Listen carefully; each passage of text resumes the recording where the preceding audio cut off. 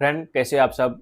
उम्मीद तो है कि आप लोग तो अच्छे नहीं होंगे और ये गुड न्यूज़ है, बैड न्यूज़ है, समझ नहीं आ रहा है। हमें भी समझ में नहीं आ रहा है, आप लोगों को भी समझ में नहीं आ रहा होगा कि फाइनली जो है टीआरई 4 का नोटिफिकेशन आ चुका है। एक तो खुशी अलग ही लेवल का होना चाहिए था टीआरई 4 का नोटिफिकेशन आने का, बट इसमें जो-जो चीज़ चेंज किया गया ना, वो देख के ना आप खुश हैं, ना हम खुश हैं, सभी परेशान हैं। हम लोग भी परेशान हैं, आप लोग भी परेशान हैं।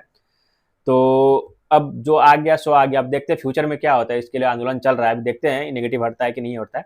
बट हमारा ये काम है कि जो भी न्यूज़ आया है, जो भी नोटिफिकेशन आया है, उसको अच्छे तरीके से आपको एक्सप्लेन करने का कि इसको कैसे फॉर्म भरना है, ओटीआर क्या चीज़ है, कौन-कौन फॉर्म भर सकता है, जो प्री और मेंस एग्जाम आया है, प्री में कैसे-कैसे क्वेश्चन पूछेगा, नेगेटिव जो मार्किंग है 1/3 का वो किस बेस पे होगा, फिर किस तरीके से होता है नेगेटिव, उसको मार्क्स कैसे किया जाता है, सारा डिटेल से इस वीडियो में आपको बताऊंगा। और जो भी आपके मन में डाउट है वो सारा डाउट क्लियर हो जाएगा, क्योंकि देखो हम भी स्टूडेंट है, आप भी स्टूडेंट है, और जो जो डाउट आपके मन में है वो डाउट मुझे भी आया है। तो मैंने सारा डाउट जो है नोट करके रखा है, ठीक है। और ए टू जेड आपका जो है सोल्यूशन दे दूंगा यहाँ पे कि आपको तैयारी कैसे करना है, कहाँ से करना है, और क्या क्या क्वेश्चन कैसे कैसे पूछेगा, सिलेबस क्या है तैयारी का, सॉरी प्री का, जिसको हम प्रीलिम से बोलते हैं या प्रारंभिक परीक्षा बोलते हैं, फिर उसके बाद मेंस का क्या सिलेबस, सारा डिटेल्स वीडियो बताऊंगा। तो वीडियो में आगे बढ़ने से पहले फ्रेंड, आप लोगों से एक रिक्वेस्ट है कि आप लोग है वीडियो को लाइक नहीं करते, भाई वीडियो को लाइक कर दो। आपके लाइक से आपको कुछ भी नहीं जाएगा, बट हाँ एक चीज है कि मुझे जो है इस तरह का वीडियो बनाने में मोटिवेशन मिलता है। साथ ही साथ अगर आप हमारे चैनल पर जुड़े हैं तो चैनल को सब्सक्राइब करके रख लो, ताकि आगे फ्यूचर में इस तरह कोई वीडियो बनाऊंगा उसको सबको बस मिल जाएगा। तो देखो, सबसे पहला चीज कि पीडीएफ तो आ चुका है, टीआरई फॉर्मेशन आ चुका है, और आपका जो ऑनलाइन जो होगा वो होगा 1 सितंबर 2026 से लेकर 30 सितंबर 2026 तक, मतलब कि 1 महीने तक आपका ऑनलाइन चलेगा, ठीक है। अभी ऑनलाइन नहीं है, नोटिफिकेशन आ चुका है, बट आपका ऑनलाइन जो है 1 तारीख से शुरू हो जाएगा, ठीक है।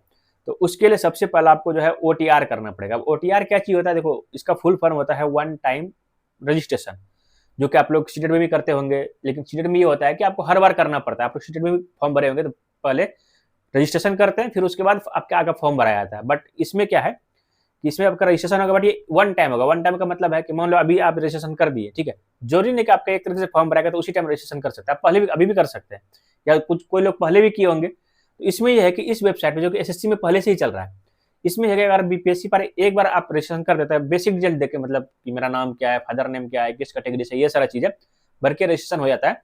और रजिस्ट्रेशन के बाद क्या होगा कि आप मान लो 2 साल के बाद फिर फॉर्म भरेंगे, बीपीएससी कोई भी फॉर्म भरेंगे, चाहे सिविल सर्विस का हो, इसका रहे, या फिर किसी भी और एग्जाम का रहे, दरोगा का वगैरह, जो भी अगर इसका अगर लेता है, तब जो भी एग्जाम लेगा बीपीएससी, उसमें आपको दोबारा रजिस्ट्रेशन करने की जरूरत नहीं, सिर्फ फॉर्म फिल करना है।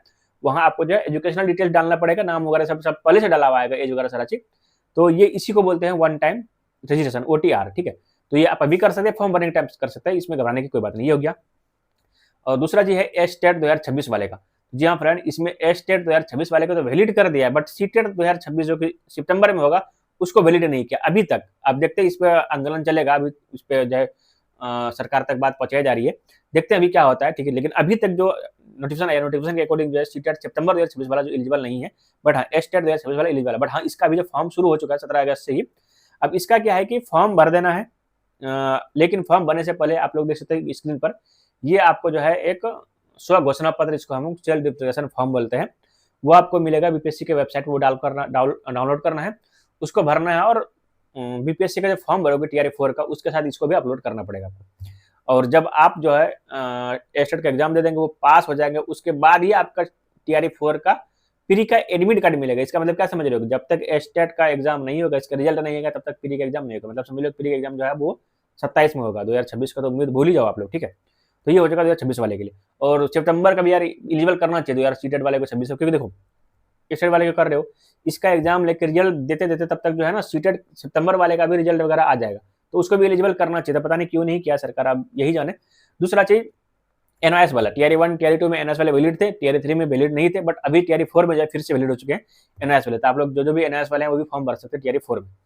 अब राइस में मेन होता है कि एज, भाई हम कितना एज तक फॉर्म भर सकते हैं, फिर मिनिमम कितना एज है, मैक्सिमम कितना एज, सर बताता हूँ। तो देखो एज जो है वो आपका 1 to 5 और 6 to 8 फॉर्म भरने के लिए जो मिनिमम एज है वो है आपका 18 साल।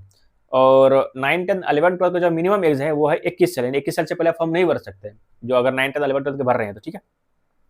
और जो आपका जो है अब मैक्सिमम, तो मैक्सिमम एज जो है वो कैटेगरी के अकॉर्डिंग बटा गया है। जो कि जनरल का है, मेल का वो है 37 ईयर, मतलब 37 साल।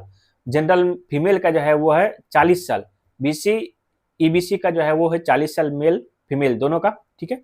और एसटी एससी का 42 साल और ट्रांसजेंडर का 42 साल है। तो ये हो गया। और ये जो एज आपका काउंट होगा वो होगा 1/8/2026, यानी 1 अगस्त 2026 से ये काउंट होगा। जिसका 1 अगस्त 2026 को 21 साल हो चुका है, तो वो 9th 11th फॉर्म भर सकता है अगर आप एलिजिबल है तो। यानी तो जो 18 साल अब गिनती होगा वो होगा 1/8/2026 तक में, 1/8/2026 तक में आपका जो है 18 साल हो जाना चाहिए। अगर 2 दिन कम भी रहेगा तो आप फॉर्म नहीं भर सकते। तो ये हुआ एज का। आगे आप चलते हैं। अब आ जाता है मेन चीज प्रीलिम्स में सिलेबस। क्वेश्चन में जो है नेगेटिव कैसे होगा, क्या होगा। तो देखो, इसको बोलते हैं हम लोग प्रीलिम्स, जो कि प्री भी बोलते हैं इसको शॉर्टकट में। इसका हिंदी में नाम होता है प्रारंभिक परीक्षा, जो कि आपका 2 एग्जाम, अगर आप लोग अगर अच्छे से डिटेल से देखोगे ना, ये 2 एग्जाम नहीं बल्कि 3 एग्जाम है। अभी बताता हूँ डिटेल्स में कैसे, ठीक है। तो सबसे पहले जो प्रीलिम्स का है वो आपका रहेगा 150 क्वेश्चन। हाँ, 150 क्वेश्चन रहेगा, बट टाइम आपका रहेगा 2 ही घंटा। जिस तरह सीटेट में होता है 150 क्वेश्चन रहता है, बट आपका टाइम रहता है 2.5 घंटे। हर एक क्वेश्चन के लिए 1 घंटे का, सॉरी 1 मिनट का टाइम मिलता है। बट यहाँ ऐसा नहीं है। प्री में आपको जो है 150 क्वेश्चन मिलेगा। 150 क्वेश्चन को सॉल्व करने के लिए आपके पास टाइम मिलेगा सिर्फ 2 घंटे, यानी कि एक क्वेश्चन को सॉल्व करने के लिए 1 मिनट से भी कम टाइम आपको मिलेगा। तो ये हो गया, जिसमें आपका नेगेटिव भी रहेगा 1/3 का, मतलब 3 क्वेश्चन अगर आप लोग गलत करते हैं तो 1 क्वेश्चन का बराबर आपका मार्क्स कट जाएगा। नेगेटिव इसी को बोलते हैं। अब ये नेगेटिव कैसे रहेगा बताता हूँ, ठीक है। अब इसमें ये भी नहीं कि आप क्वेश्चन को छोड़ दोगे, क्वेश्चन छोड़ोगे तब भी आपका नेगेटिव ही चलेगा। और सब कंपटीशन में ऐसा नहीं होता कि हम क्वेश्चन छोड़ देंगे उसका काउंट ही नहीं होता, ना नेगेटिव ना पॉजिटिव। लेकिन जो क्वेश्चन मेरा हमसे गलत होता है उसका नेगेटिव होता है, बट यहाँ ऐसा नहीं है, यहाँ थोड़ा अलग पेचीदा टाइप का है, ठीक है। तो चलो बस समझाता हूँ। देखो, अभी जो टियर 1, टियर 2, टियर 3 में ऑप्शन था, वो ऑप्शन था 5 क्वेश्चन में 5 ऑप्शन आता था। आपका भी टियर 4 में 5 ऑप्शन आएगा, बट वो अलग तरह का है। टियर 1, टियर 2 में क्या था कि 1 और 2 और 3 ये 3 ऑप्शन आता था नॉर्मली जो रहता है। चौथा रहता था कि इसमें से एक से अधिक, 5वां रहता था इसमें से कोई नहीं। बट अभी क्या किया है कि 4 ऑप्शन आपका रहेगा क्वेश्चन से रिलेटेड, और 5वां ऑप्शन जो रहेगा जिसको हम लोग ABCD तक आपका रहेगा क्वेश्चन से रिलेटेड ऑप्शन। और ई ऑप्शन जो रहेगा, 5वां ऑप्शन रहेगा, वो रहेगा कि हम इस क्वेश्चन का आंसर देना नहीं चाहते हैं। जी हाँ। अब अगर मान लो आपको हर क्वेश्चन को सिलेक्ट करना पड़ेगा। अगर आप चाहे कि हम इस क्वेश्चन का आंसर ना दें, तब भी आपको ई सिलेक्ट करना पड़ेगा। हम इस क्वेश्चन का सिलेक्ट, मतलब इस क्वेश्चन का जवाब देना नहीं चाहते, तो उसके लिए आपको ई सिलेक्ट करना पड़ेगा। अगर इसको सिलेक्ट करोगे तब आपका जो ये क्वेश्चन का जो है नेगेटिव काउंट नहीं होगा।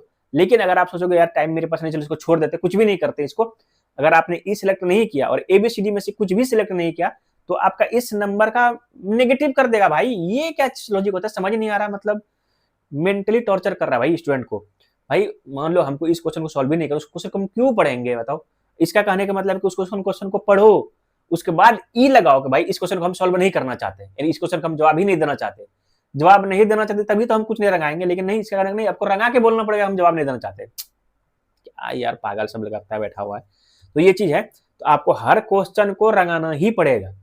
हाँ, लेकिन जिस क्वेश्चन का आप आंसर नहीं जानते हैं तो उसको ई रंगा देना कि मैं इस क्वेश्चन को आंसर देना नहीं चाहता हूं, ताकि उस क्वेश्चन का आपको नेगेटिव काउंटिंग नहीं करे। और अगर आप ई नहीं दोगे, कुछ भी नहीं दोगे, तो नेगेटिव काउंटिंग करेगा। और ABCD दोगे तो अगर सही हो गया तो ठीक है, नहीं तो फिर नेगेटिव हो जाएगा, ठीक है। तो ये है, तो आपको ये ऑप्शन दिया, ठीक है। इसमें से एक से अधिक या इनमें से कोई ये ऑप्शन नहीं रहेगा आपका, ठीक है। ये हुआ। अब इसका आता है मेन की सब्जेक्ट, कि प्री में कौन कौन सब्जेक्ट से आएगा क्वेश्चन। तो देखो, जो आपका अभी तक टियर 1, टियर 3 में आया था, लगभग वही सिलेबस है इसमें भी और मेंस में, दोनों का लगभग सेम ही सिलेबस है। चलो बता देता हूँ उसके बाद भी। तो इसमें आ जाएगा फर्स्ट में आपका साइंस, जो कि फिजिक्स, केमिस्ट्री, बायो तीनों आ जाएगा। साइंस आ जाएगा, करंट अफेयर आ जाएगा, हिस्ट्री आ जाएगा, इंडियन, देखो अब हिस्ट्री में आ जाता है इंडियन हिस्ट्री, और साथ साथ इसमें बिहार, ज्यादातर बिहार पे फोकस करना आप लोग, बिहार का ज्यादा इसमें रोल रहेगा, ठीक है। ज्योग्राफी में भी इंडियन ज्योग्राफी और बिहार ज्योग्राफी, ठीक है। ये आप लोग बिहार का एग्जाम है तो इस पर थोड़ा फोकस करना, बिहार से रिलेटेड ज्योग्राफी पढ़ने का। उसके बाद है पॉलिटी, उसके बाद है इकोनॉमिक्स, उसके बाद रीजनिंग एंड मैथ। देखो मैथ पे भी थोड़ा डाउट है, ये क्लियर नहीं हुआ कि मैथ पूछेगा नहीं पूछेगा, लेकिन हाँ रीजनिंग पूछेगा आपसे, ठीक है। तो अगर इसके बाद अगर आप लोग देखोगे मेंस में, तो मेंस में मैथ भी है, रीजनिंग में है, तो क्यों ना हम प्री के लिए भी मैथ और रीजनिंग एक सब्जेक्ट एक्स्ट्रा ही पीओ ने पढ़ लें। मान लो अगर पूछ दिया, आप नहीं पढ़े तो पूछ दिया, तो फिर जैसे टियर 1 में मुझे उम्मीद नहीं था कि उतना मैथ पूछेगा, और हम लोग सर्वे बता रहे थे कि उतना मैथ नहीं पूछेगा, 2-4-12 क्वेश्चन पूछता है, बट भाई 36 क्वेश्चन पूछा था टियर 1 में। और जिस मैथ के रीजन से मेरा जो सिलेक्शन टियर 1 में नहीं हुआ था, ठीक है। और टियर 3 में मेरा फाइनली रिजल्ट हो गया था, वो भी मैथ की ही वजह से, क्योंकि मैंने उतना मैथ सही कर दिया कि एक भी क्वेश्चन मेरा मैथ का गलत नहीं हुआ था, मैथ रीजनिंग का। तो किसी भी क्वेश्चन को छोड़ना नहीं है, किसी भी सब्जेक्ट को छोड़ना नहीं है। तो ये हुआ सिलेबस, लगभग 7 सब्जेक्ट है, बट अगर देखोगे तो फिजिक्स, केमिस्ट्री, बायो इस तरह अलग करके देखोगे तो 10 के आसपास सब्जेक्ट हो जाता है, ठीक है। कंप्यूटर नहीं पूछता है इसमें, तो ना ही मेन में पूछेगा ना ही प्री में पूछेगा क्वेश्चन। ये हो गया आपका प्री का सिलेबस। अब आते हैं मेंस का। तो देखो सॉरी, अब प्री में ही है क्वालिफाइंग, भाई हम कितना नंबर से पास करेंगे। इसमें ऐसा नहीं है कि भाई 30% लाओगे तो आप पास करेंगे, ठीक है। ऐसा नहीं, इसमें भी कैटेगरी वाइज बांट दिया है। देखो अब जनरल का अगर जो मेल है उसको 40% चाहिए, मतलब 150 नंबर का 40% इसका होता है 60 मार्क्स, यानी कि 150 में से आपको 60 मार्क्स लाना पड़ेगा 2 घंटे के अंदर में। उसमें भी नेगेटिव, समझ रहे हो, जो जनरल से अदर स्टेट से है, ये हुआ मेल का। उसके साथ अगर आप फीमेल है, जनरल से है लेकिन वो बिहार से है, ठीक है, देखो ये एक जनरल होता है जिसमें मेल फीमेल सब बाहर से हैं, बिहार से बाहर से हैं, ठीक है, उसको 60% चाहिए।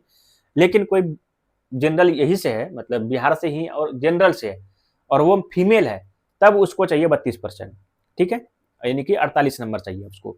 लेकिन जनरल से ही कोई मेल है, बिहार से है, लेकिन उसको चाहिए 60%, ठीक है। तो फीमेल के लिए थोड़ा सा ये ऑफर है, उसको चाहिए 48%, सॉरी 48 नंबर यानी कि 32%, ये हो गया।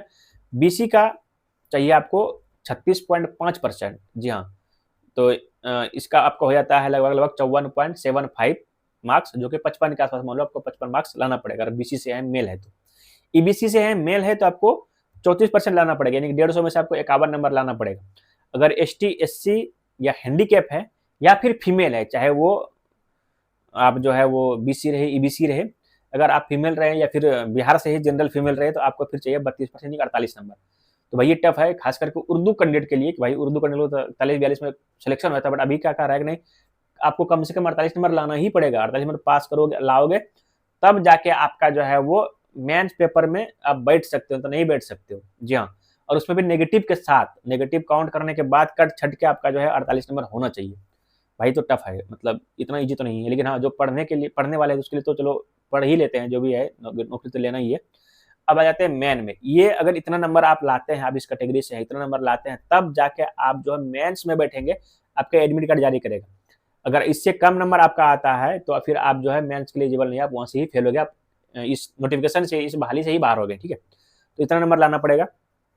अच्छी बात यह है कि भाई मेन और प्री का दोनों का सिलेबस सेम ही है, तो आप अच्छे से जम के तैयारी करो, आपका प्री अगर अच्छा से जाएगा तो मेंस पे अच्छा से चला जाएगा।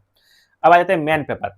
मेन पेपर में भाई जो बोल रहा था ना कि मतलब 2 ही एग्जाम है, प्री और मेंस, अब देखो 3 पेपर हम बता रहे हैं ना, 3 एग्जाम देना पड़ेगा आपको। देखो अब मेन पेपर जो है, जो कि टियर 1 टियर 2 में टियर 3 में हुआ है, एज इट इज वही सेम क्वेश्चन उठा के देगा, सेम मतलब क्वेश्चन नहीं, मतलब सेम सिलेबस है, पैटर्न भी सेम ही है। अब देखो, अब इसमें आपका क्वेश्चन पूछेगा 150 क्वेश्चन, ठीक है, 150 क्वेश्चन पूछेगा, जिसमें से 30 क्वेश्चन रहेगा लैंग्वेज का, जो कि पहले से आ रहा था।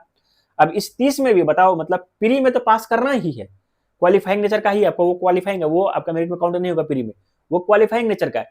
लेकिन मेन पेपर में भी ये 30 नंबर का क्या ले जो कहता है भाई, ई भी क्वालिफाइंग के लिए, मतलब 30 नंबर लैंग्वेज रहेगा, जिसमें का 8 नंबर लैंग्वेज सबका है इंग्लिश, और 22 नंबर का है, अगर उर्दू वाले हैं तो उर्दू रहेगा, हिंदी वाले हैं तो हिंदी रहेगा, बांग्ला वाले हैं तो बांग्ला रहेगा।